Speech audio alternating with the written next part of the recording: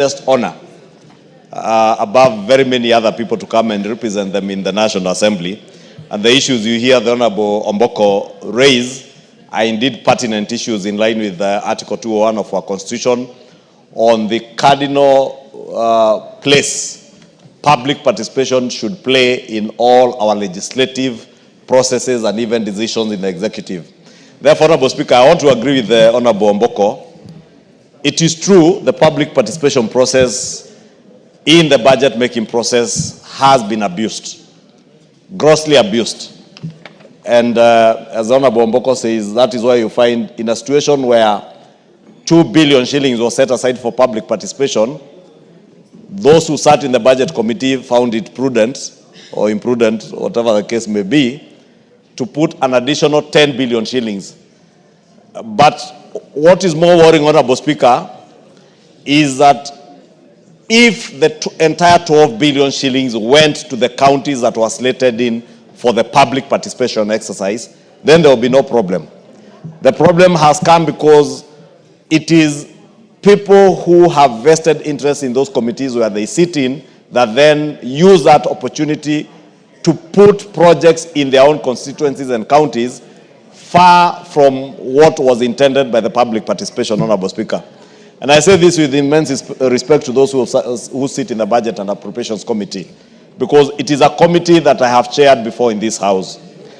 And the tradition that we had set right from the 11th Parliament when the new Constitution came into being is that money would be set aside for public participation, and over a period of 4 years, we would cover all counties in the country. And it is sad that some counties like Vihiga and the other 10 counties that were slated for benefit of these monies now lose out because of what is otherwise bad manners by ourselves, those who sat in the Budget and Appropriations Committee. And I say this, Speaker, because we have now reconstituted a new Budget and Appropriations Committee. Let me be on record, it will not be business as usual. This House will not sit back and allow members who sit in the Budget and Appropriations Committee to use the position they hold in that committee to appropriate money to only their constituencies at the expense of other Kenyans. Because all these 349 members come here to represent people. They come here to seek and lobby for resources to go back to their people. That is why the people of Vihiga are crying today.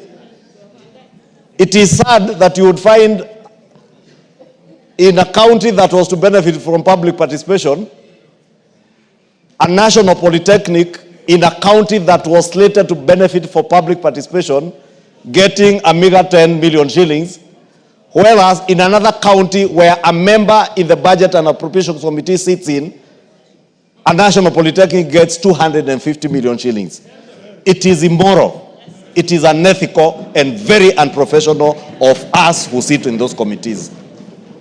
And I say it will not be business as usual because we have agreed as the House leadership, both in the majority and the minority party, that those who get the opportunity to sit in whichever committee you sit in that committee to ensure that there is equitable allocation and share of resources across the country. And we will make sure that that happens. I therefore wanted to urge the Honorable Omboko and the other members who are affected. I will engage with the National Treasury to ensure that those counties do not lose on account of the actions of the former Committee of Budget and Appropriations, so that within the next financial year, because they are now preparing the estimates for the next financial year, we factor in those counties that should have benefited this year and those that ought to benefit next year. But let this serve as a warning bell to the new committee. I know the committees are slated to hold their elections tomorrow. Whoever you elect in those committees, especially the Budget and Appropriations Committee, because it is one of the 18 committees whose mandate lapsed, and there are new members in that committee. An opportunity to serve in the Budget and Appropriations Committee of this House is not an opportunity to enrich yourself. It is not an opportunity to allocate resources to your constituency or your county or to those who you think are your friends above others. You must ensure, as members of that committee, there is equitable and fair distribution of resources, not just those in public participation. The reason why the Budget and Appropriations Committee has been elevated in our standing orders to be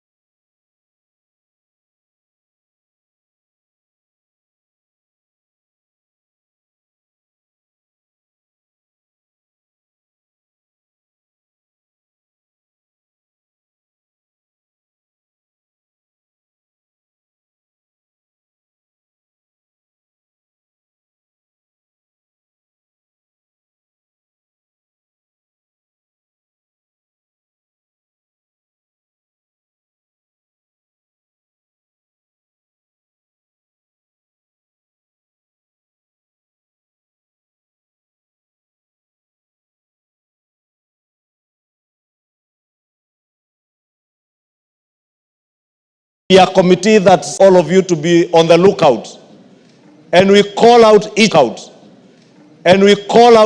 other, because that is the only way we can be able to hold each other to account, for us to be able to hold those in the executive to account. Because even those in the executive, it doesn't mean because you are a cabinet secretary, for instance, for roads or water or energy, that all projects should go to your home county. There must be equitable and fair allocation and share of resources in this country, and that is the spirit that we want to go ahead. Therefore, let me assure Honorable Omboko Milemba, I will pick up that matter with the National Treasury to ensure that none of the counties lose out, but also to tell members of the Budget and Appropriations Committee, whichever leaders you elect when you go to elections tomorrow, I pray that you will do what is just, what is right, and what is accountable by your own standards and by our own standards as a house. That public participation allocation was meant as seed capital. When you go out and listen to Kenyans, they tell you this National Polytechnic in this county has 20 or 10,000 students. They have hostels that accommodate only 1,000 students. You know, 2 billion shillings might not even be enough maybe to build hostels in that one particular institution. But you put in seed capital, which informs the next budget-making process. Therefore, if, for instance, the Honorable Omboko's constituency in Vihiga, they had a road that was identified as a critical link between his constituency and the county of Kisumu or another neighboring county, and the members of the Budget and Appropriations feel that that road is such a critical link, then they put maybe 50 million shillings or 20 million shillings as seed capital so that they get a budget line that will be added onto in the subsequent financial year's budget. Now, this year they should have benefited to add, but public participation should not be an end by itself, or you allocate, probably you find a school where they have no classrooms, children, you go to Turkana or maybe to somewhere and find children, especially or Baringo, where people had been displaced by bandits, classrooms were demolished or burnt down, and you find you can allocate 10 million shillings and give a school money to allow children to go to schools. That was the essence of public participation, but not the kind of abuse that we have seen in the last 2 years. And Honorable Speaker, I want to commit on behalf of the House leadership, in the majority, on the minority side, that we shall make sure